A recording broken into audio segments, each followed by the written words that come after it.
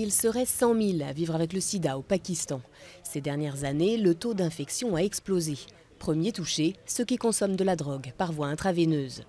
Dans ce pays profondément conservateur, où le virus est encore considéré comme un péché mortel, pas évident de faire de la prévention. Soutenu par le gouvernement, un projet fait appel aux imams, très influents au Pakistan, pour prêcher la bonne parole. Des imams qu'il a d'abord fallu former. En réalité, je ne savais pas ce que c'était que le sida.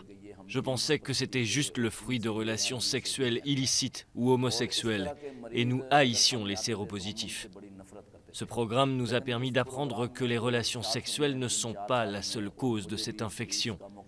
Il y a beaucoup d'autres facteurs responsables de sa propagation. Aujourd'hui, l'imam Faridi explique dans ses prêches que les malades du sida ne sont pas des pécheurs, juste des patients comme les autres. J'étais dans un pays du Golfe lorsque j'ai contracté cette maladie. Il y a 8 ans, je ne savais pas que j'étais séropositif. Je suis tombé malade et les médecins m'ont dit que mes tests VIH étaient positifs. J'ai cru que j'allais mourir très vite. Mais j'ai eu de bons docteurs et des gens qui m'ont aidé à tenir le coup. Aujourd'hui, j'ai une vie aussi normale que celle des autres.